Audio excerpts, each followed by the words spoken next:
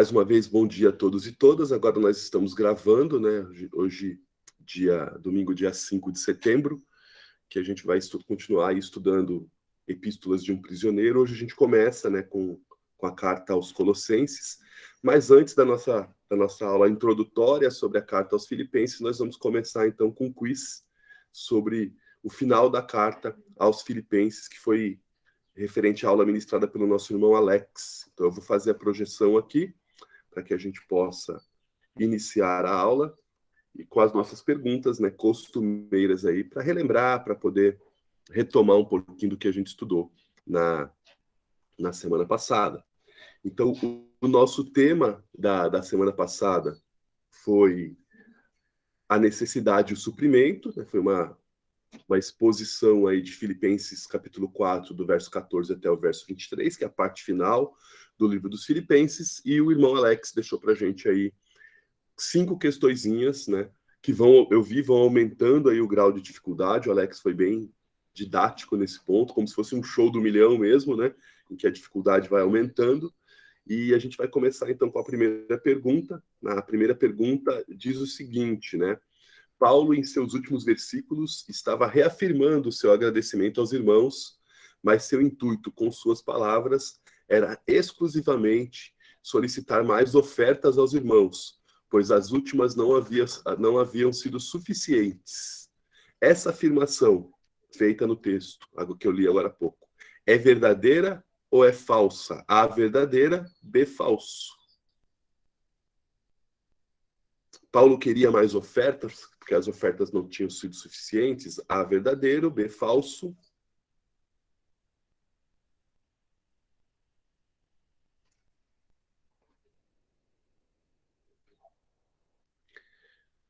Já surgiram aqui a maior parte das respostas. Vamos lá, então. Vocês estão certas e certos disso. A resposta certa é: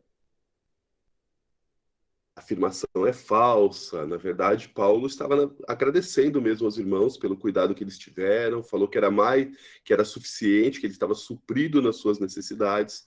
Então ele não estava pedindo mais ofertas. Né? Os irmãos foram generosos ao ponto das ofertas serem suficientes para o cuidado do apóstolo Paulo, que estava preso.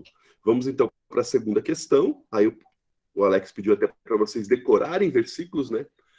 Diz assim a questão: nenhuma igreja partilhou comigo no que se refere a dar e receber, exceto vocês.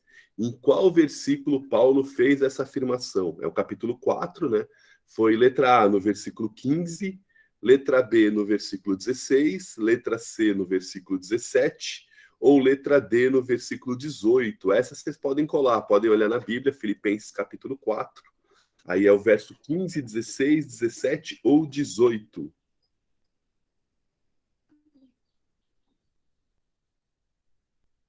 Como colar demora um pouquinho mais de tempo, né? Consultar demora um pouquinho mais de tempo. Vou dar um tempinho a mais para vocês consultarem aí. Então, Filipenses capítulo 4, qual versículo?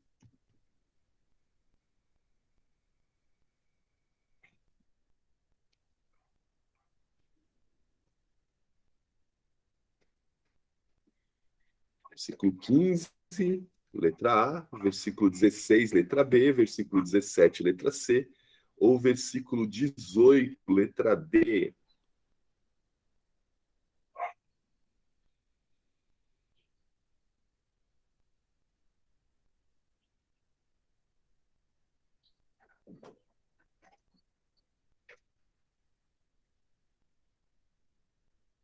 A Bruna já fez a resposta aí, ela deve ter consultado, né? Aí o pessoal pode ir aí na sequência. Vamos lá, que versículo que Paulo diz isso? Estão certos e certas de que é esse versículo que vocês colocaram? Então vamos lá, vamos à resposta correta.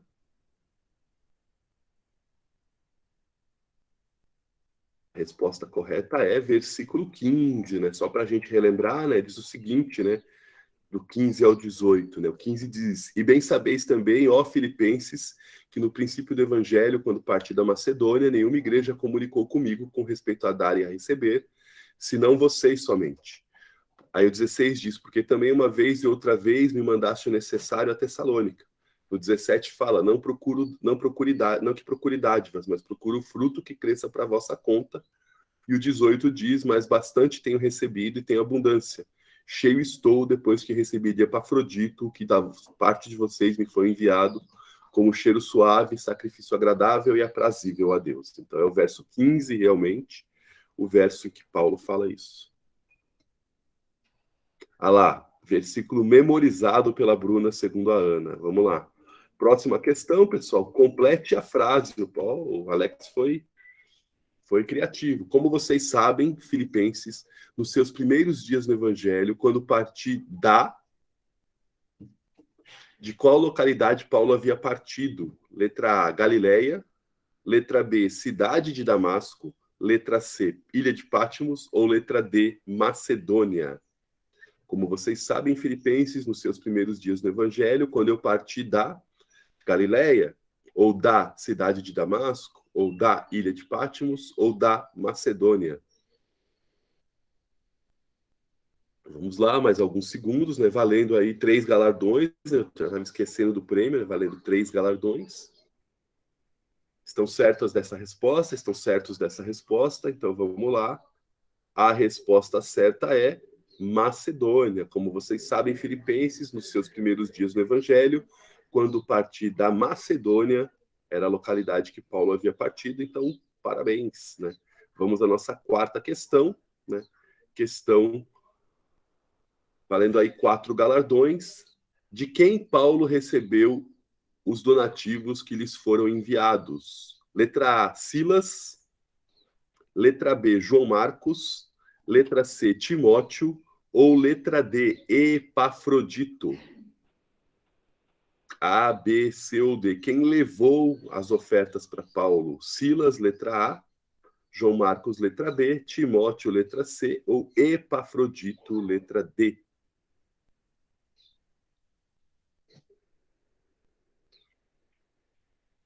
Vamos lá, então.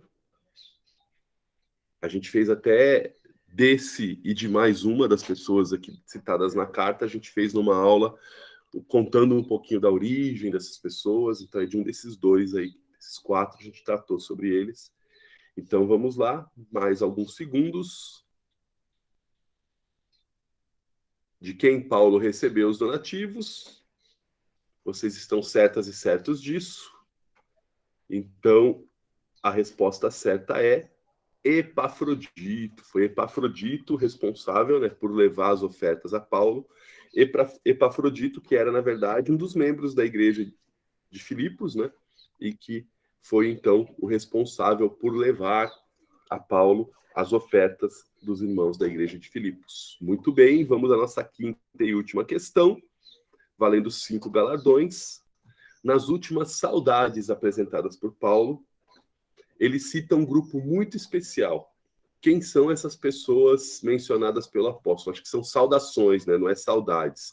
Eram pessoas que estavam com Paulo, né? Então, nas últimas saudações apresentadas, Paulo cita um grupo muito especial. Quem são as pessoas mencionadas pelo apóstolo? Os demais apóstolos de Jesus, Pedro, Tiago, João, no barquinho. Letra B, os fariseus. Letra C, os saduceus. Ou letra D de dado, os irmãos em Cristo que estavam no palácio de César. Então, eram os apóstolos de Jesus, os outros apóstolos, letra A. Eram os fariseus, letra B. Eram os saduceus, letra C. Ou os irmãos em Cristo que estavam no palácio de César. Vamos lá, mais alguns segundos.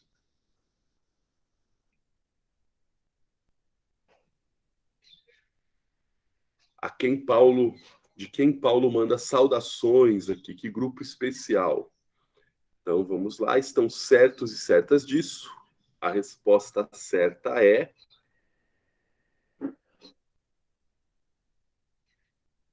os irmãos em Cristo que estavam no palácio de César. Paulo tinha pregado o evangelho ali para as pessoas dessas que se converteram, algumas trabalhavam no palácio do imperador, e essas pessoas que estavam lá no palácio do imperador, irmãos em Cristo, é delas que Paulo também manda saudações. Muito bem, pessoal. Terminamos assim o nosso quiz, né, sobre a nossa aula aí final de Filipenses. Lembrando, né, o pessoal que está na escola bíblica lá presencial vai estudar também essa carta. Eles estão começando Efésios, que nós já estudamos também, né? Começamos com Efésios, vão estudar Efésios e Filipenses nesse final de ano, e a gente vai terminar Colossenses e Filemon.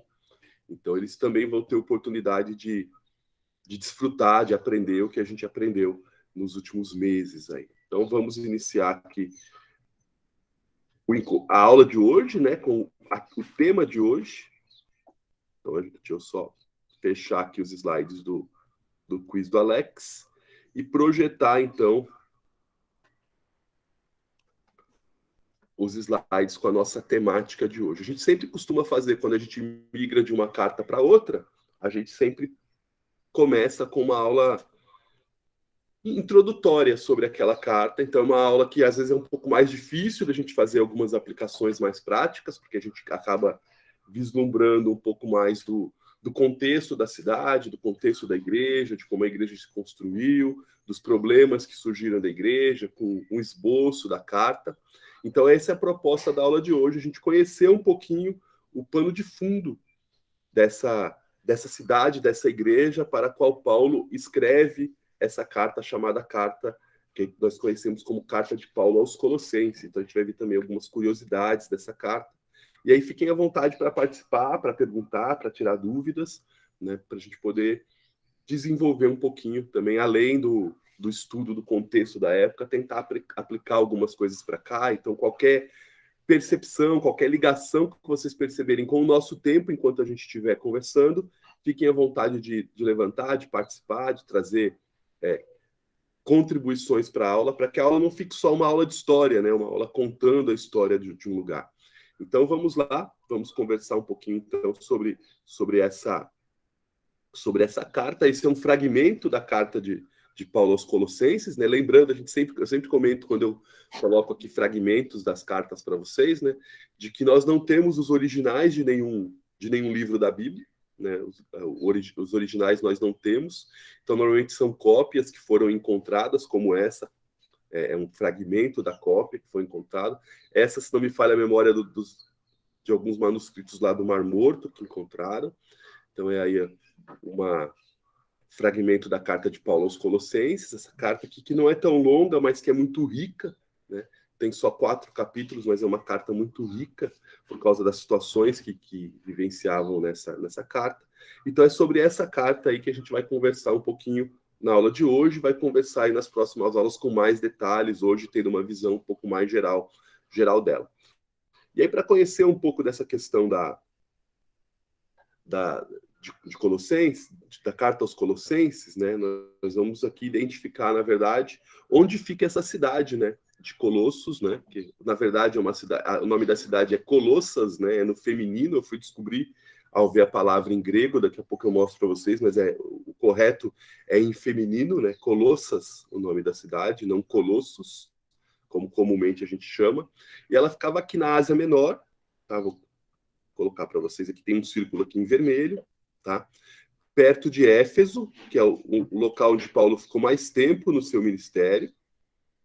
Não muito longe aqui da ilha de Patmos, onde o apóstolo João ficou preso quando teve a visão do Apocalipse, né? A revelação do Apocalipse, as visões lá que deram origem ao livro do Apocalipse. Pertinho de Laodiceia, de outras cidades também citadas lá no livro do Apocalipse, como Sardes, Esmirna, era essa região da Ásia Menor aqui, tá? E hoje, pessoal, se a gente fosse pensar onde ficaria Colossos ou Colossas, né?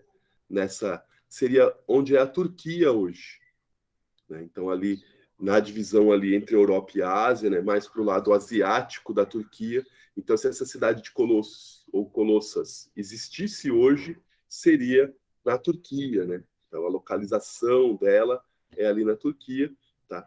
E aí algumas questões importantes sobre a própria cidade, né? Como aqui é uma foto, tá? De alguns escombros aí da cidade, né? Que podem remontar, trazer para a gente aí um pouco de como era na época, né? Isso aí são A gente não tem escavações, isso é inclusive curioso, né? É um lugar que ainda não foi escavado, né? E daqui a pouquinho eu vou falar para vocês por quê. Então, a cidade de Colossas, né? Que é a cidade onde essa igreja, para que o Paulo escreve, estava localizada, era uma cidade, antes, né, da era cristã, era uma cidade bastante importante, de comércio, de passagem de pessoas que iam normalmente para Éfeso, que era uma cidade de um porte maior, mas era uma cidade muito rica, muito conhecida na região, isso antes do advento do cristianismo, antes da vinda de Jesus, isso ali nos séculos que antecederam, né? O ministério de Jesus e a propagação do evangelho depois com o apóstolo Paulo. Ela não era uma cidade tão importante, já não era uma cidade tão importante na época de Paulo, tá? Porque em 17 depois de Cristo, né, essa região ali da Turquia, aquela região da Ásia Menor, era uma região que à época tinha muitos terremotos, né? Então era uma cidade que sofreu muito com essa questão dos tremores, tanto Colossas como também Laodiceia, eram cidades que tinham muitos terremotos, e teve um terremoto em 17 depois de Cristo, mais ou menos nessa data, que acabou com boa parte da cidade, e a cidade não conseguiu se reconstruir e não conseguiu ter o glamour, a ostentação que ela tinha antes, né, da pregação do evangelho. Então ela era uma cidade que já estava em decadência, né? A gente está falando aí de 43, 45 anos depois do terremoto, é uma cidade que tinha tido muita dificuldade de reconstrução, diferentemente de Laodiceia, que conseguiu se reconstruir com recursos próprios, sem precisar de coletar, de ter recursos enviados pelo Império, mas Colossas teve dificuldade e não era mais a cidade, né, poderosa, rica, que foi outrora. As cidades mais poderosas e mais ricas, próximas dela, eram a própria cidade de Laodiceia, que a gente tem lá citado numa das cartas ao Apocalipse, lá no capítulo 2 e 3 de Apocalipse, que a gente tem a carta às igrejas da Ásia, a carta àquela igreja que não tinha, que Jesus não tinha nenhum elogio, né? Laodiceia é essa carta, essa cidade, né? Que quando Apocalipse é escrito aqui 35 anos depois dessa carta de Paulo aos Colossenses, de que quando Apocalipse é escrito não tinha nada de elogiável naquela igreja, então era uma cidade muito famosa, e a cidade de Hierápolis, que também era próxima ali também, que era uma cidade muito próspera, então Colossas ficou subjugada, ficou abaixo dessas duas cidades, já não tinha tanta importância na época para aquela região. Outra questão importante também é que a população dessa cidade era uma população muito misturada, então tinha muitas pessoas daquela região que era chamada de Frígia, né? Então povos originários, né? Que tinham nascido naquela região mesmo. Tinham muitos persas, que era por causa do Império Persa, que por um tempo conquistou a cidade. Então tinha muitos persas que migraram e viviam lá, ou descendente de persas que viviam lá. A Pérsia seria mais ou menos onde é o Irã hoje, né? Então tinha algumas pessoas dessa região habitando em Colossas, e tinha também um grupo razoável de judeus, porque 200 e poucos anos antes, alguns judeus tinham migrado para lá, né? Porque o imperador tinha mandado esses judeus para lá, e fixaram residência e criaram uma colônia judaica lá. Então eram judeus que tinham sido enviados para lá para viver em Colossas. Então a gente tinha essa cidade meio parecida com São Paulo, se a gente for dizer assim, do ponto de vista da população, né? Uma população bastante miscigenada, uma população com várias colônias, né? De gente que era do lugar, de gente que era de fora, em algumas situações com mistura, né? Entre esses povos. Então era como se fosse assim a nossa cidade, sem ser uma grande metrópole, mas como se fosse a nossa cidade, nesse sentido de mistura, de diversidade de origens, né? Pessoas que sempre foram de lá, pessoas de origem persa, pessoas de origem judaica, e isso trazia também para a população um pouco de mistura também nas crenças. Então, por exemplo, havia um culto à deusa Cibele muito presente, tá? Que era cultuada pelos povos originários, né? Tinha o culto a Ísis, tá? Que que é uma deusa também de origem persa, né, que era cultuada pelos persas, tá? Que, conversando ontem com a Ana sobre isso, que muitas pessoas na época do cristianismo se tornar oficial, a Ana contou para mim ontem de um documentário que ela assistiu, atrelavam essa figura de Ísis a Maria, né? Depois, mais para frente, lá quando Constantino transforma o cristianismo em religião oficial do Estado, né? Quando a gente tem essa aberração de misturar Estado e religião, né? Então tinha o culto a essa Ísis, e tinha também, né, esse culto a Ísis era interessante, pessoal, que era um culto, inclusive, feito também pelos judeus, né? Esse culto a Ísis, porque na cultura aqui da deusa Ísis, ela é considerada como a deusa suprema, e os judeus atrelavam isso ao Yahvé, ao Deus Supremo, e também cultuavam a Ísis, né, como sendo o Deus dos hebreus, né? Tinha também alguns cultos voltados para a questão da sabedoria, né, que seria aí um embrião do gnosticismo, do mitraísmo, né, essa questão das religiões de mistério, muito comuns também na época, né? E algumas práticas ascéticas no sentido de proibição de algumas práticas por causa dessa questão de entender corpo, a parte espiritual e a parte material como coisas distantes, né? A matéria sendo algo ruim e o espírito sendo algo bom. Então tinha tudo isso. Ana, pode complementar, fica à vontade. Ana Lúcia. Não, só uma pergunta. Esse culto à sabedoria tinha alguma representação de divindade? Não, era só mesmo o intelecto. Isso, era mais essa questão do culto, a questão da filosofia, de buscar a origem da vida, essas questões, mais nesse sentido.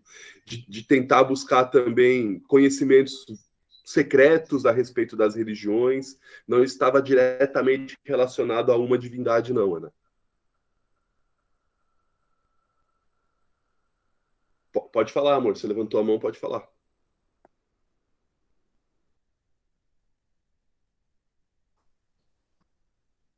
Eu estou tentando lembrar o nome, não tem a ver com aquela cientologia hoje lá, aquela religião que alguns famosos participam, não? Não, não, Tá. não tem.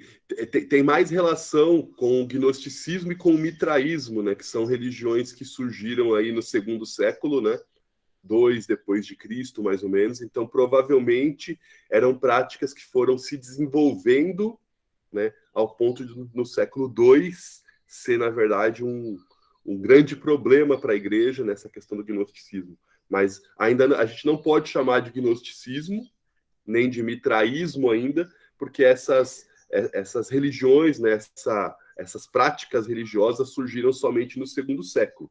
Inclusive, né, porque muitos autores atrelam essa questão do mitraísmo ou do gnosticismo a essas práticas dos colossenses, algumas pessoas questionam a autoria da carta como sendo de Paulo, porque acreditam que, para elas, por ser gnosticismo essa situação, que Paulo não poderia estar escrevendo de uma situação que não existia à época. O gnosticismo só surgiu no segundo século.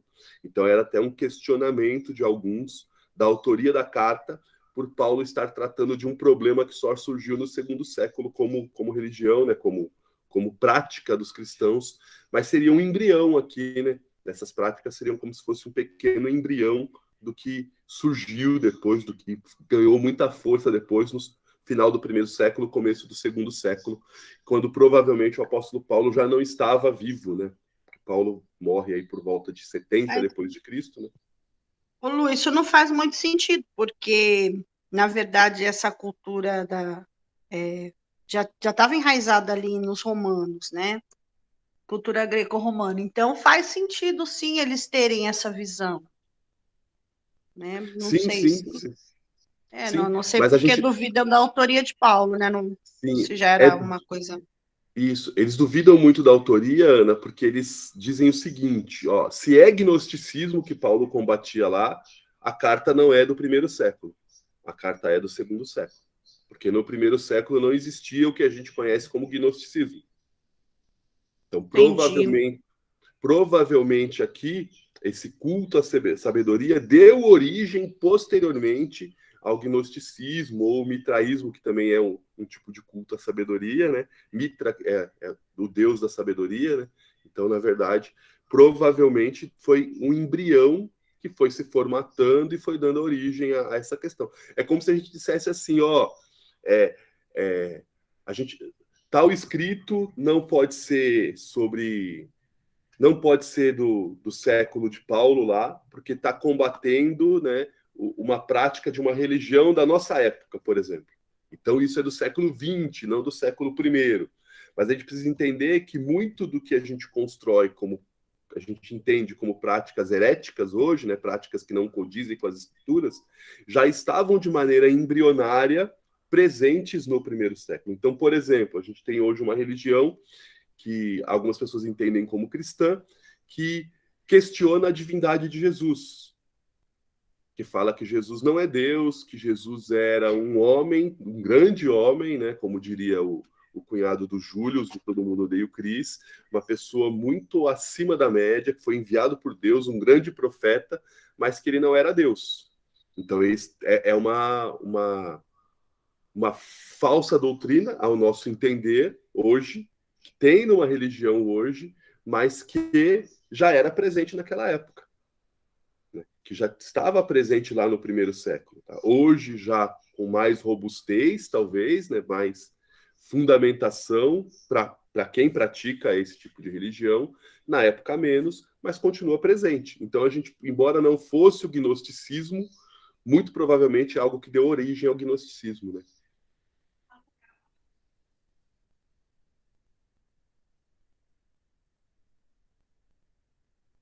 Não, só lembrando uma coisa também que ontem eu estava conversando com você à noite, quando a gente falou sobre a deusa Ísis, né?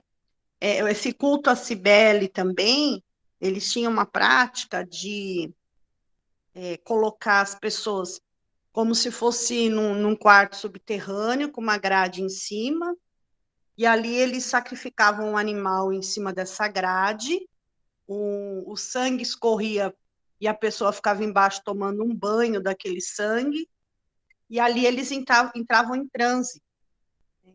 E isso pode ter também dado, assim, uma prática, sido uma prática que confundiu Paulo um pouco na carta aos Coríntios, a questão daquele dom de línguas estranhas, que era meio uma espécie de transe também. Né? Então, a gente precisa entender que esse povo todo, não estou dizendo que aquilo que aconteceu em Corinto é exatamente isso, não é isso.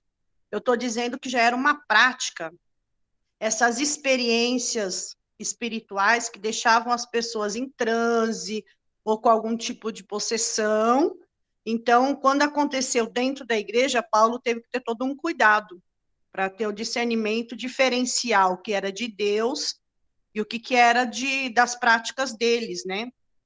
Aquelas práticas estranhas mesmo. Então, só para a gente ter essa reflexão. Não, muito importante, Ana, porque a gente entra, inclusive, nesse aspecto agora, né?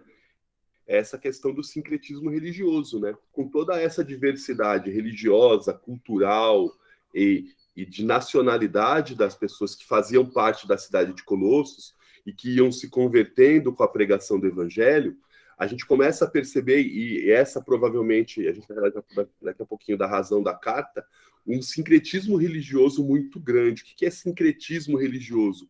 Uma mistura de práticas de várias religiões das quais as pessoas tinham origem.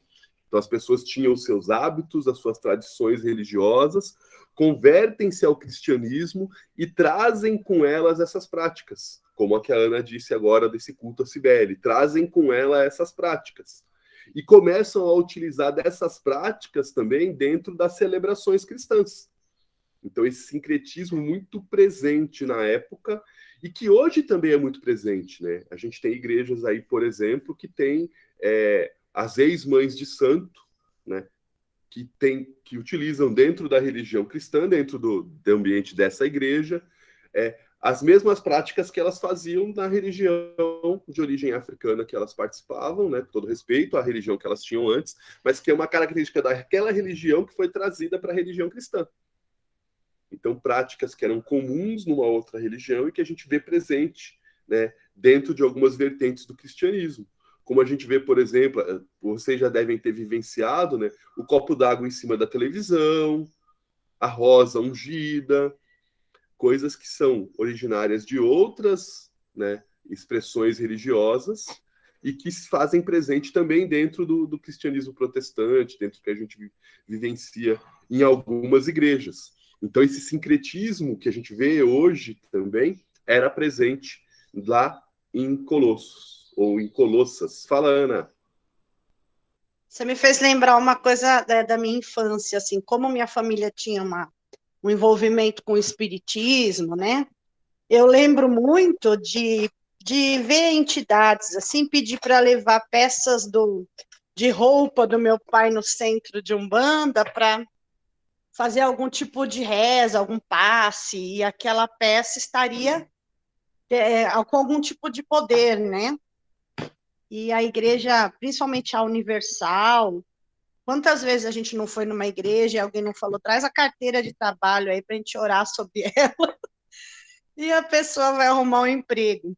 Então, assim, são hábitos mesmo que, né, não estou dizendo que Deus não vê um coração sincero, um coração que está devoto a Ele. Acredito que sim, né? Tanto que muitas vezes Ele até tem misericórdia e atende, mas são práticas que nós carregamos mesmo, né? A idolatria na própria Igreja Católica, de você levar alguma coisa na missa, fazer uma promessa para um santo e sempre ter alguma coisa para oferecer, né? Para aquele, uma vela, alguma coisa em troca, né? Você dava alguma coisa para o santo. Então, isso é uma prática comum mesmo, que a gente carrega. Então, isso acontecia lá, essas misturas de crenças aconteciam lá e seguem acontecendo na história da igreja e estão presentes até hoje no século XXI. Estão presentes até hoje no século XXI. E aí, o que eu disse para vocês, não há escavações, né? A gente não tem escavações para conhecer um pouco mais da história de Colossas, a gente não tem essas informações.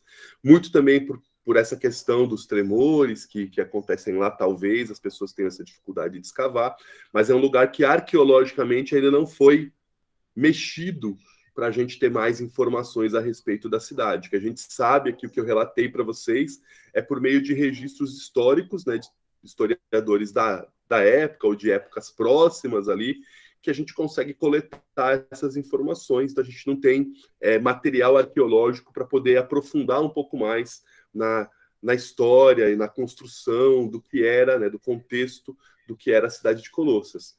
E aí, pessoal, conhecendo um pouco a cidade, a gente começa agora, então, a dar uma olhada em como foi a construção dessa igreja, como essa igreja se formou até chegar ao ponto de encaminharem uma pessoa levando os questionamentos da igreja para que Paulo pudesse responder.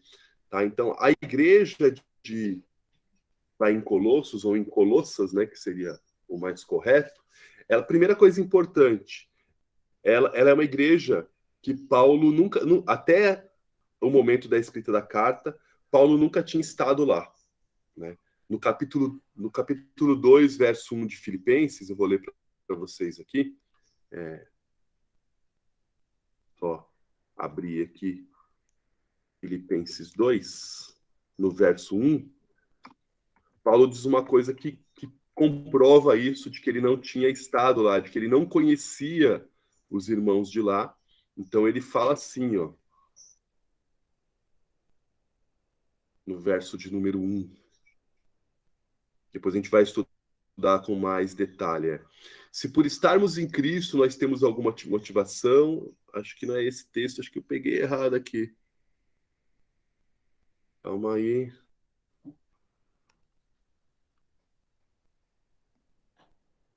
Eu encontro já, pessoal. Quando ele cita Filipos e Laodiceia. Eu fiz essa anotação ontem.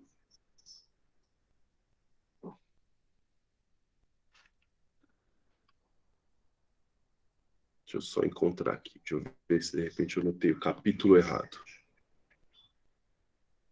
Vamos lá. Deixa eu ver aqui as minhas anotações. Eu errei porque eu peguei o livro errado. É Colossenses. Eu tô A gente está no Colossenses e eu pro Filipenses, aí fica difícil, né? Colossenses 2 mesmo, pessoal, tá? Colossenses 2:1. Ó, Colossenses Paulo diz o seguinte, tá? Eu que pesquisei, estava abrindo o livro errado aqui.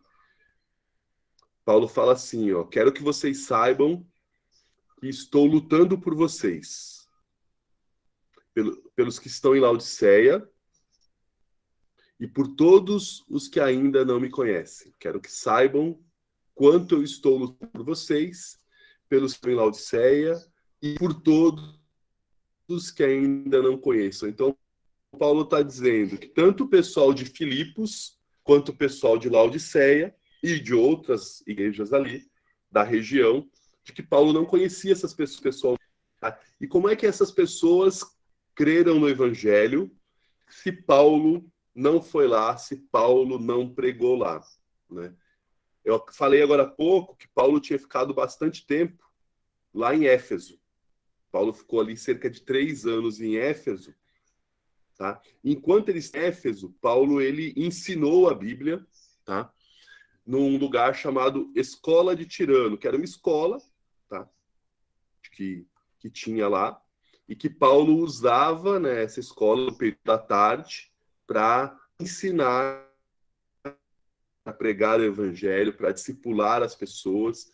Então, Paulo capacitava pessoas ali, e essas pessoas foram se espalhando pela região, pregando o evangelho, falando de Jesus, fundando, né, alicerçando igrejas, ao ponto de, no capítulo 19 de Atos, né, no verso 9 e no verso 10, Lucas escreveu o seguinte, tá? O 9 fala assim, conta essa questão da escola de Tirano, né? Alguns deles se endureceram, né, dos moradores ali de Éfeso, e se recusaram a crer e começaram a falar mal do caminho diante da multidão. Paulo, então, afastou-se deles. Tomando consigo os discípulos, passou a ensinar diariamente na escola de Tirano. Isso continuou por 2 anos, de forma que todos os judeus e os gregos que viviam na província da Ásia ouviram a palavra do Senhor. Então, o trabalho de Paulo na escola de Tirano, lá em Éfeso, foi tão poderoso, tão maravilhoso, que as pessoas que iam sendo capacitadas por Paulo ali eram enviadas como missionárias para cidades ao redor, iam pregando o evangelho ao ponto de que toda aquela região ouviu falar de Jesus, ouviu falar do caminho. E provavelmente, então, alguém que saiu dali, que saiu desse trabalho de Paulo na escola de Tirano, foi até Colossos, ou Colossas, e pregou o evangelho lá, e daí surgiu a igreja dos Colossenses, a igreja de Colossos, para a qual Paulo está escrevendo agora. E muito provavelmente, irmãos e irmãs, a pessoa que levou o evangelho para a cidade de Colossas foi Epáfras. Provavelmente ele é o missionário que, capacitado por Paulo lá na escola de Tirano, levou o evangelho até Colossos e organizou a igreja, né, a igreja de Jesus lá em Colossos. Então, no capítulo 1, no verso 7, o apóstolo Paulo conta isso para a gente. Ele diz assim, ó, é justo que eu me sinta, é justo que eu assim me sinta a respeito de todos vocês, uma vez que os tenho no meu coração. Pois quer nas correntes que me prendam, eu de novo abrindo Filipenses em vez de Colossenses. Ei, Luciano, tá difícil hoje. Eu abri. Hoje tá difícil. Eu tô com Filipenses na cabeça e é Colossenses. Colossenses 1:7. Tá? De novo, pessoal, desculpem. Vocês o aprenderam de Epáfras, nosso amado cooperador, fiel ministro de Cristo para conosco, que também nos falou do amor que vocês têm no Espírito. Então, tudo que eles aprenderam a respeito da graça de Deus, do Evangelho, Paulo está dizendo no verso 7 do primeiro capítulo de Colossenses, que eles aprenderam de Epáfras. Então, muito provavelmente foi Epáfras que levou o evangelho para Colossos e pregou o evangelho lá e fundou a igreja. E uma outra coisa que aí a Bíblia não diz, mas a tradição, né, traz para a gente, é que muito provavelmente a igreja em Colossas era uma igreja recentemente organizada. Uma igreja de poucas semanas, no máximo alguns meses. Então, uma igreja que estava começando ainda, todos eram muito novos convertidos, né? E aí, então, Epáfras se aproxima de Paulo, vai até a prisão de Paulo, explicar para Paulo o que estava acontecendo, para que Paulo, então, pudesse ajudar essa igreja ali, que estava se organizando, com alguns perigos que começaram a surgir. Então, essa carta, perdão, de Paulo aos Colossenses, ela tem essa característica que muitas epístolas de Paulo têm. Há um problema na igreja, que a igreja não consegue resolver, então alguém relata esse problema, leva esse problema a Paulo ou pessoalmente ou por meio de carta, e Paulo então escreve respondendo, tá? Então foi assim, por exemplo, com a carta aos Coríntios, que a Ana citou agora há pouco, havia um problema, mandaram uma carta para Paulo, Paulo respondeu o problema, enviaram outra carta para Paulo, Paulo respondeu a carta com a resolução do problema. A gente tem 2 dessas cartas aos Coríntios, mas dizem aí que foi pelo menos 4, né, dessas cartas. E a mesma coisa aí com a questão dos Colossenses. A igreja ali, recém-formada, com dificuldades na sua formação, com alguns falsos ensinos surgindo. Epáfras, então, vai até Paulo e leva situações para Paulo orientar a igreja, como a igreja tem que se portar diante daquela situação difícil que surgiu, diante daquele problema que surgiu. Paulo, então, escreve uma carta aconselhando os irmãos a respeito dessas situações. Tá? Então, a gente tem pouco sobre a igreja, porque não era uma igreja muito importante, provavelmente uma igreja ainda incipiente, começando. Então, a gente conhece pouco dessa igreja, porque a gente sabe que Paulo não conhecia esses irmãos, embora na carta que ele escreve a Filemon, ele diz que tem o desejo de ir até lá para conhecê-los, e se Paulo conseguiu ir até lá, depois ele conheceu os irmãos. A gente não tem esse relato, né? Lembrando que Filemon, que a gente vai estudar depois, né, é um dos membros da igreja de Colossenses, é um dos convertidos de Colossos, né, de Colossas, que fazia parte dessa igreja lá em Colossos ou Colossas, tá? Vamos lá, galera, então. Vamos ver um pouquinho da carta, tá? Como é que a gente entende essa questão da carta. Primeira coisa importante, né, foi uma carta escrita pelo apóstolo Paulo, por isso a gente está estudando aqui nessas epístolas da prisão, e foi uma carta escrita por Paulo quando Paulo estava preso, tá? Muito provavelmente essa prisão, há pouca discussão sobre ela, aconteceu em Roma, né? Paulo estava preso em Roma, provavelmente aquela primeira prisão de Paulo em Roma, né, em que Paulo foi preso, acusado de ter preso primeiramente em Jerusalém por ter sido acusado de introduzir um não-judeu no átrio dos judeus no templo. Então ele é preso em Jerusalém, de Jerusalém ele fica um tempo preso, vai para Cesareia, de Cesareia ele é encaminhado então para Roma, porque ele apela ao imperador. Então Paulo estava aqui em prisão domiciliar em Roma, por isso ele tinha contato com muitas pessoas, né? Com Silas, com Timóteo, com pessoas que podiam visitá-lo. Então era uma prisão domiciliar. Então Paulo estava preso, isso aconteceu como essa primeira prisão de Paulo, provavelmente aí em 60 depois de Cristo. Então essa carta foi datada mais ou menos nesse período, 60 depois de Cristo, né? Enquanto Paulo estava preso na primeira prisão de Paulo em Roma, a gente sabe, não pela Bíblia, mas pela história, que depois Paulo foi liberto dessa prisão em Roma e que depois ele foi preso novamente quando ele foi então morto, né? Isso já por volta de 70 depois de Cristo, quando Paulo é morto, então decapitado. Mas essa prisão, que é provavelmente aquele é morto decapitado, é quando ele escreve a segunda carta dele a Timóteo, tá? Aqui ele ainda estava preso em Roma, em prisão domiciliar, o que a gente percebe, né, pelo tipo, a forma mais leve com que Paulo escreve, tanto Colossenses, quanto Efésios, quanto Filipenses, né, como ele escreve de forma mais leve em comparação à carta que ele escreve, a segunda carta que ele escreve a Timóteo, quando ele já está ali prestes a ser morto, prestes a ser martirizado. Então aqui a gente tem aqui um ambiente mais leve na escrita da carta, Paulo demonstrando bem mais tranquilidade, mesmo estando preso, porque ele tinha ali convicção de que seria solto, de que seria julgado e inocentado. Tá? Então essa é a origem da carta. Algumas outras informações. Qual era o propósito da carta? O principal propósito da carta era combater as heresias presentes naquela igreja. Então, por causa daquele sincretismo, daquela mistura de religiões, muitos falsos ensinos, então Epáfras traz para Paulo a situação, e Paulo então escreve a carta com o intuito de combater esses falsos ensinos, com o intuito de orientar os irmãos e irmãs da cidade, da igreja, a lidarem com aquela situação dos falsos ensinos. Tá? Quais eram os falsos ensinos? Os principais, né, como a gente viu agora há pouco, a gente viu quando falou da estrutura da cidade, era primeiro, por causa dos judeus presentes lá, o cerimonialismo. O que seria o cerimonialismo? A exigência por parte dos judeus convertidos de que os não-judeus observassem as festas, né, e os dias sagrados dos judeus. Então se precisava guardar sábado, se precisava celebrar a festa dos tabernáculos, o Urim Tumim, uma série de coisas. Então, uma série de datas consideradas sagradas para os judeus que eles tentavam impor aos irmãos que não eram judeus, né, não eram de origem judaica. O ascetismo, que tinha muita origem nessa questão da filosofia grega, de que o material é ruim, né? O corpo é ruim e o espírito, né? O espiritual era algo bom.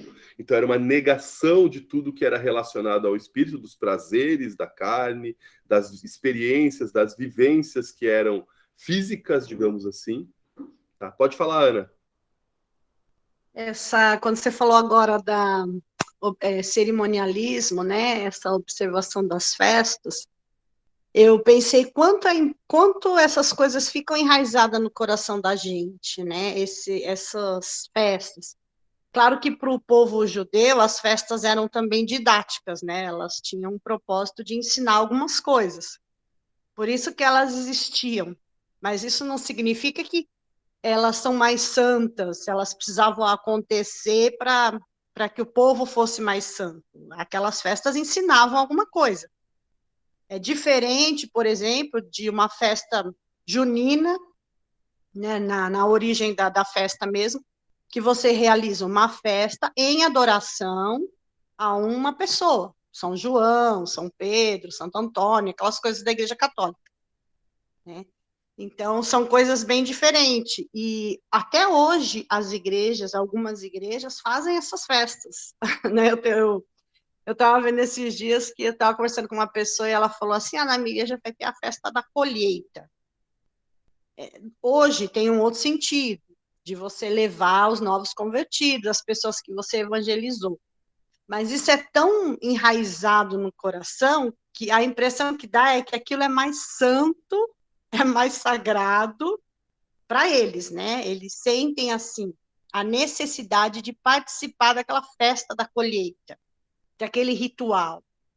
E a gente também faz isso, né, nas nossas comemorações e nas nossas festas. Quem, às vezes, não tem um saudosismo, lembra quando tinha isso? A gente fazia esse tipo de evento, esse tipo de festa. Dá a impressão que você é mais espiritual, né, quando você faz isso. E, na verdade, não tem nada a ver. É algo que até hoje a gente sofre também.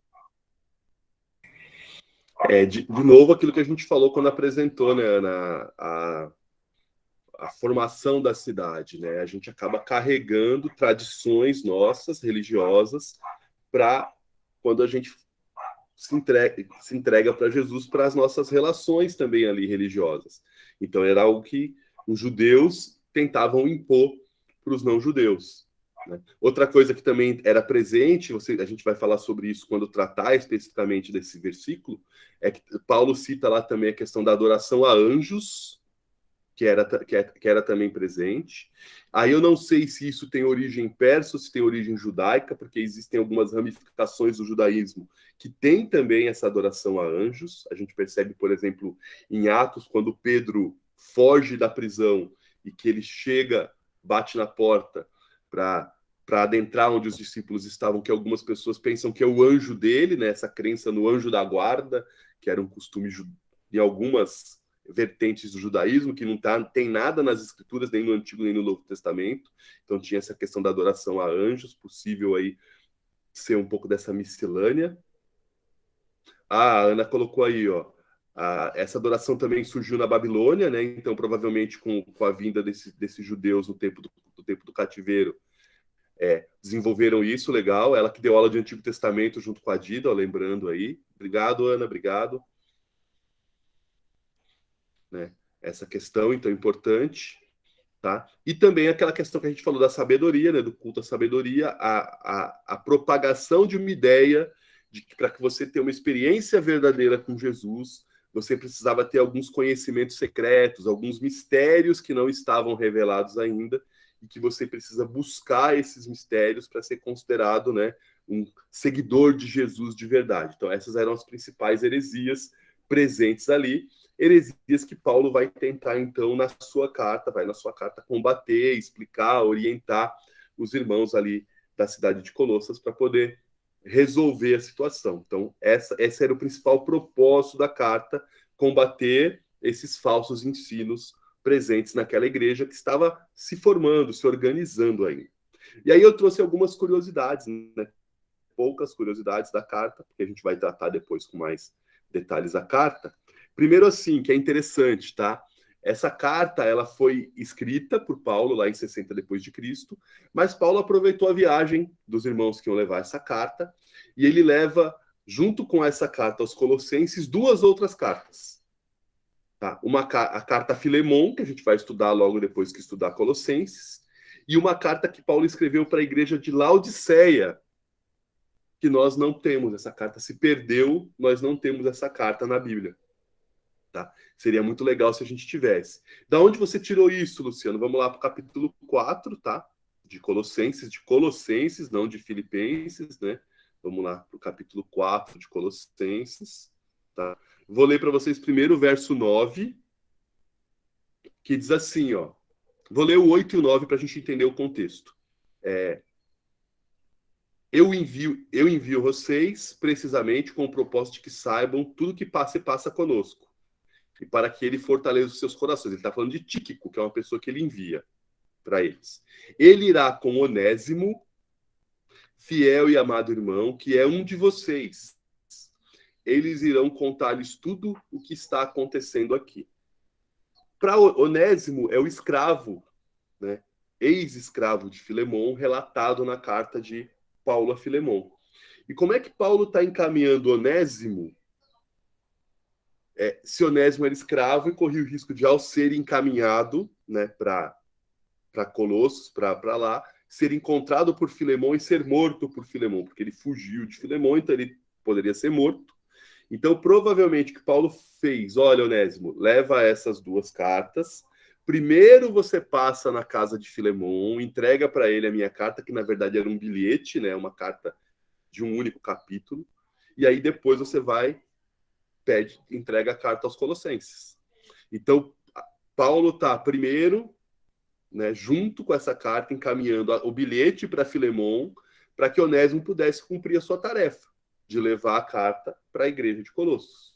Então, ela foi levada junta, porque se Onésimo vai sem a carta a Filemon, Onésimo seria morto, simples assim. Tá? E com relação à carta a Laodiceia, olha o que o apóstolo Paulo fala no verso 16 desse mesmo capítulo 4. Ele fala assim, ó, depois que esta carta for lida entre vocês, façam também que seja lida na igreja dos Laodicenses. Ou seja, a carta de Paulo aos Colossenses ia ser lida também em Laodiceia. E que vocês, igualmente, leiam a carta de Laodiceia. Então, os irmãos provavelmente passaram em Laodiceia, deixaram uma carta, foram para Colossos, passaram primeiro na casa de Filemon, onde foi entregue o bilhete para Filemon tratar Onésimo como irmão. A gente vai falar disso mais no final do nosso ano aqui. E depois eles foram e entregaram para os responsáveis da igreja de Colossos a carta aos Colossenses. Então, Paulo escreveu essas três cartas, provavelmente na mesma levada, no mesmo caminho, os irmãos levaram, então, entregando em Laodiceia, para Filemon e em Colossos, né, para a igreja de Colossos, essa carta. Então, uma curiosidade, 3 cartas escritas provavelmente aí no mesmo momento, no mesmo instante, para que os irmãos levassem.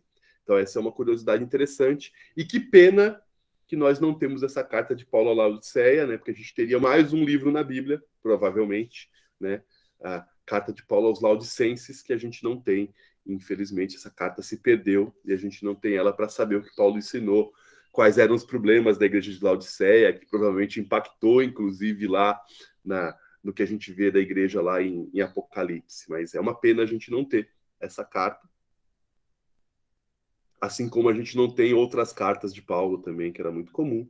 E eu não vou ler para vocês aqui, mas esse livro de Colossenses tem talvez um dos textos mais lindos do Novo Testamento, que é um texto que fala a respeito da supremacia de Jesus sobre todas as outras formas de crença, do quanto Jesus é suficiente para nós, que está no capítulo 1, no verso 15 ao verso 23, que a gente vai estudar aí daqui 2 aulas. Depois dos batismos, a gente vai estudar esse texto, provavelmente. Então, é um texto muito legal, uma das preciosidades do Novo Testamento é esse texto que está em Colossenses capítulo 1, do verso 15 ao verso 23. Tá? Então, é um texto muito conhecido, muito lido, muito pregado até hoje, tá? E muito importante para a teologia, esse texto. E aí, partindo aí para o final,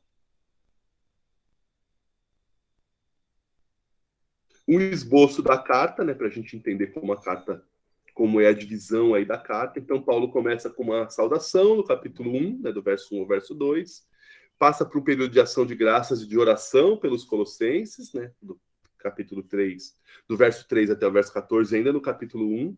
Aí esse texto que nós falamos, né, que fala sobre a supremacia de Cristo, dos versículos 15 ao 23, ainda no capítulo 1. Aí Paulo começa a descrever a luta dele em favor da igreja, né, da pregação do evangelho, né, falando do trabalho dele de propagação do evangelho, que vai do verso 24 do capítulo 1 até o verso 7 do capítulo 2.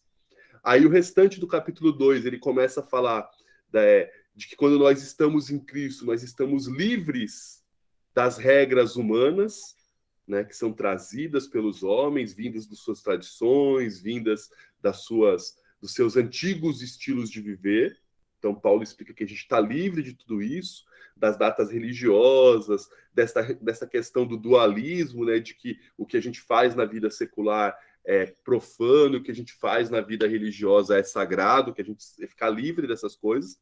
Aí, aproveitando para combater as heresias presentes, né, os falsos ensinos presentes ali em Colossos. Aí, no capítulo 3 até o comecinho do capítulo 4, ele começa a trazer ali, legal, vocês estão livres desses regulamentos humanos, como é que é o jeito de viver, então? E ele começa a explicar qual é o jeito de viver em santidade para os cristãos, e aí ele finaliza o capítulo 4 com as suas saudações finais, se despedindo dos irmãos, entre outras coisas. Então, essa é a divisão da carta de Paulo aos Colossenses, tá? Então, a gente vai estudar mais ou menos essa divisão aí nos próximos domingos, né? A gente deve ir até final de novembro estudando Colossenses, né? Para ir nas aulas que a gente tiver em dezembro, a gente estudar Filemon, né? A gente vai ter aula até o dia 12 de dezembro, né? Estudando Filemon no mês de dezembro. Então, a gente vai de hoje até novembro, quase dois meses aí, né? 2 meses e um pouquinho, estudando Colossenses, para depois a gente estudar, então, Filemon, que está no mesmo contexto, né? Filemon a gente nem vai ter aula de introdução assim muito longa, porque primeiro porque a carta é bem curta e segundo porque o contexto de Filemon que a gente já contou aqui em Colossenses. Então, tanto que os comentários bíblicos normalmente que a gente encontra de Colossenses tem Colossenses e Filemon dentro do mesmo livro, porque o contexto histórico, arqueológico, né, geográfico é o mesmo, tá? E aí, pessoal, para a gente fechar, só algumas coisas para a gente refletir e lembrar, né, sobre o que a gente viu aqui, pensando aí na cidade de Colossos ou na cidade de Colossas, né? Primeira coisa importante para a gente pensar é essa questão do alcance colateral do evangelho, que eu acho muito... O que eu chamo de colateral? É as coisas que Deus faz por meio da gente, sem a gente perceber, sem a gente saber e sem a gente estar diretamente envolvido.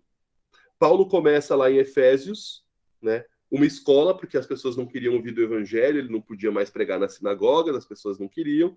Então ele vai lá para a escola de Tirano e começa a falar do evangelho lá. E aí algumas pessoas de Éfeso começam a se converter. Essas pessoas de Éfeso que se convertem começam a ir para cidades vizinhas e essas cidades vizinhas começam a ser alcançadas pelo evangelho. Ou seja, não foi Paulo que pregou, foram pessoas que Paulo ensinou, que foram impulsionadas pelo Espírito Santo a pregar o evangelho e foram impulsionadas a ir organizando outras igrejas. E quando eu estava estudando sobre essa questão de Colossenses, eu fiquei pensando do quanto Deus faz por meio de nós sem a gente nem perceber. Então a gente pensa, por exemplo, a Sueli que trabalha no departamento infantil, no Ministério Infantil. Quantas dessas crianças que a gente tem ensinado não tem levado o evangelho para suas escolas, não tem levado o evangelho para os seus amigos ao redor, para os seus familiares, e não tem alcançado tantas e tantas crianças? Quantas dessas crianças vão se tornar adultas, seguidoras de Jesus, discípulas de Jesus, e não vão na faculdade, no ambiente de trabalho, pregar o evangelho e impactar pessoas? Então, existem situações que Deus faz por meio de nós que a gente não vai nem tomar conhecimento, que a gente vai nem perceber. Pessoas que a gente nunca viu, que vão ser alcançadas, né, por algo que a gente disse, por algo que a gente falou. A gente fala, por exemplo, das nossas lives, né? A gente, nessa questão aí da pandemia, precisou ir para o virtual. Então, a gente tem a gravação e divulgação nos canais da igreja das pregações, das aulas da escola bíblica, dos encontros, das atividades dos ministérios, e a palavra de Deus ali sendo pregada. Quantas e quantas pessoas, não só agora, mas talvez até quando a gente já tiver partido, vão ouvir, vão ver esses vídeos e podem ser impactadas pelo evangelho. A gente está pensando aí como igreja, hoje provavelmente vai ser lançada uma campanha para a gente melhorar a qualidade das nossas lives, e alguns irmãos diziam assim, mas a pandemia já acabou. Não acabou, mas alguns irmãos disseram, a pandemia já acabou, a gente não vai precisar mais disso. Mas pensem no alcance que a palavra de Deus tem quando a gente utiliza essas ferramentas. Pessoas que a gente nunca viu, assim como Paulo, que não tinha visto os Colossenses, pessoas que a gente nunca viu, mas que já nos viram. A pandemia não acabou, é verdade. Alguns irmãos disseram, mas a pandemia não acabou, tem chão ainda. Mas pessoas que a gente nunca viu, e que vão ouvir a palavra de Deus, né, que foi pregada na nossa igreja, que foi ensinada nas nossas aulas, e que vão ser impactadas por Jesus, vão ser transformadas pelo Evangelho de Jesus. Um alcance que a gente nem imagina. Foi o que aconteceu quando Paulo iniciou ali o trabalhinho lá em Atos 19, na escola de Tirano. A pessoa que uma pessoa que de repente trabalhou com você e que você falou de Jesus para ela e que você perdeu total contato e que hoje pode ser que tenha impactado a vida de tantas e tantas pessoas e começou com uma sementinha que você plantou. Um amigo que você pregou o evangelho, um parente que você pregou o evangelho e que vai fazer com que o evangelho de Jesus chegue longe. Fico imaginando o próprio apóstolo Paulo, se lá naquele tempo ele tinha dimensão de que o evangelho alcançaria tantas pessoas como alcançou hoje. Paulo não sabia nem que existia o Brasil, por exemplo. Não se sabia da existência das Américas, da Oceania, e o evangelho chegou em lugares que Paulo nem sabia que existia. Então, esse alcance colateral do evangelho, a gente nem imagina, mas Deus faz assim, Deus usa. Apesar das nossas falhas, apesar das nossas limitações, Deus nos usa em coisas que a gente nem vai ficar sabendo. Talvez só na eternidade. Talvez só na eternidade. Então, isso me chama muita atenção quando eu penso na cidade de Colossos. Outra coisa é a questão do quanto a gente carrega de costumes da nossa religiosidade antiga para a vivência no Evangelho. E Paulo fala, quando ele for falar da supremacia de Cristo, que a gente não precisa de mais nada disso. Quanto a gente se prende em coisas que não tem nada a ver com o Evangelho. E aí eu digo de religiosos, antigos religiosos e não religiosos. Eu, infelizmente, trouxe coisas minhas do racionalismo, da maneira só racional de enxergar o mundo quando me converti para o Evangelho. E a gente precisa se libertar disso. E a gente vai se libertar disso como? Se aprofundando, meditando nas Escrituras, entendendo quão libertador é o Evangelho. Né? De que não há, como o próprio apóstolo Paulo vai falar, datas sagradas, de que não há lugar sagrado, de que não há nada que nos prenda, que a nossa expressão de religiosidade, de espiritualidade, não é uma religião, é o relacionamento com uma pessoa, que é Jesus o Cristo. A gente foca tanto em sacramentos, a gente foca tanto em lugar sagrado, em dia sagrado, e se esquece que, na verdade, nós não fazemos parte de uma religião. Nós fazemos parte de um grupo de pessoas que seguem uma outra pessoa. Não é uma religião, não é uma tentativa. Religião, né, que vem do termo do latim religare, né? Não é uma tentativa de nos religar a Deus, porque em Cristo Jesus nós já estamos religados a Deus. Não é um esforço nesse sentido, mas é um esforço de partilha, de estar junto e seguindo a essa pessoa que é Jesus. Então nós não seguimos uma religião, nós seguimos uma pessoa. Então tudo que está ligado à religiosidade, a práticas que vão dizer se você faz parte disso ou daquilo, a gente precisa deixar de lado. Porque a nossa relação é com a pessoa de Jesus e não com a religião cristianismo. Então isso a gente precisa entender e abandonar algumas práticas que não fazem sentido nessa relação, que é dinâmica, que é uma relação afetiva com Jesus. Então a gente precisa refletir sobre isso, olhando para Colossos, o quanto essa experiência, essas marcas da religiosidade anterior ao encontro com Cristo fez mal para os irmãos de Colossos e quanto também faz mal para a gente. Né? A gente trazer, né, experiências que não têm relação com o que a gente crê hoje. Então a gente precisa se debruçar nas escrituras para entender o que é de verdade seguir a Jesus, o que é de verdade fazer parte do caminho. Fala, Ana, vou dar mute aqui para não dar microfonia. Lembrando também que nenhuma religião, ela por si só é mais importante do que o relacionamento com o próximo. Né? A religiosidade nos faz egoístas, de só querer ter relação com Deus. Precisamos lembrar o que, acho que foi Tiago que falou, se você diz que ama a Deus, João, se você não ama o seu próximo que você vê, como é que você ama a Deus que você não vê? Então, não existe fé, não existe crença que seja maior do que o amor ao próximo. Porque amar a Deus implica em você se relacionar. Deus é um Deus feito para o seu povo, não para uma única pessoa. Assim, né? Deus não se revela especialmente para mim, se revela para o ser humano. E o amor ao próximo é uma maneira de você viver isso na realidade.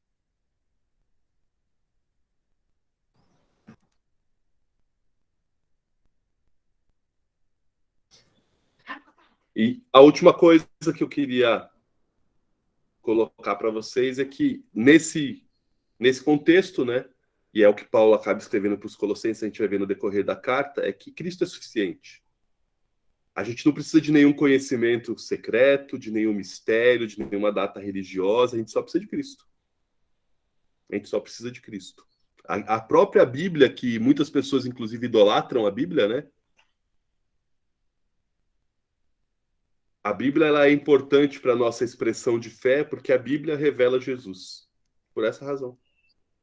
A Bíblia não é para ser sacramentada, né, como algo sagrado, como algo profano. Eu lembro uma vez que eu fui orar na igreja, a gente tinha que dar as mãos para orar, que era um hábito que a gente tinha. Agora com a Covid não sei como vai ser, né? A gente tinha o hábito de dar as mãos para orar, e eu estava com a Bíblia na mão, coloquei a Bíblia no chão para poder dar a mão para os irmãos, e minha irmã gritou lá do outro lado: não faz isso, não põe a Bíblia no chão, é pecado. Eu falei: irmã, é pedaço de papel.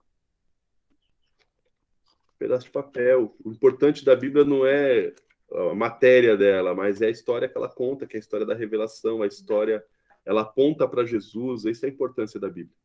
A folha por folha, rasgar a Bíblia, tirar, riscar a Bíblia, como muita gente antes. O pessoal mais antigo, né, que eu não tem ninguém na aula aqui mais antigo do que eu, deve lembrar que nem anotar na Bíblia se podia antes, né, porque estava riscando a palavra de Deus.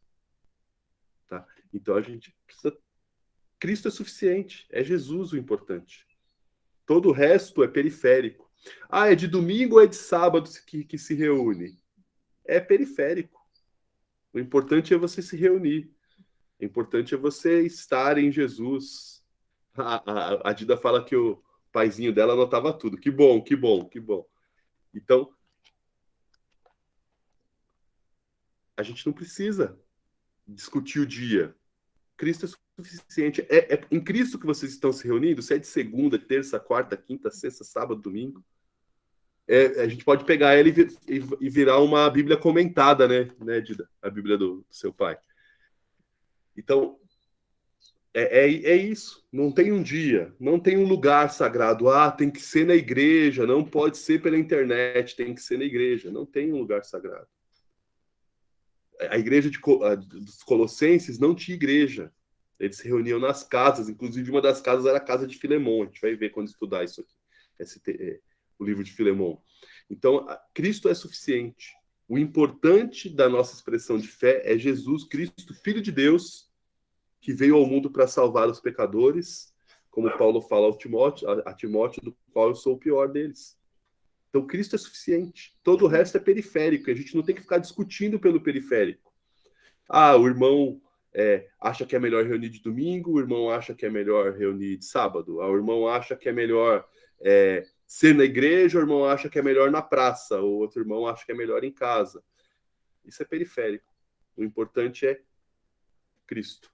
Então, essas são lições que a gente tira aí dessa aula introdutória aos Colossenses. Não vou falar mais, porque a gente vai discutir durante o estudo da carta, né, a partir do próximo domingo. A gente começa, aí o Rodrigo começa a apresentar para a gente a carta e a gente vai discutir um pouquinho. Pessoal, obrigado, pela presença de vocês. Antes da foto mágica aí, eu agradeço vocês. Vou encerrar aqui a gravação. E Deus abençoe o domingo de vocês. Deixa eu só encerrar aqui, então.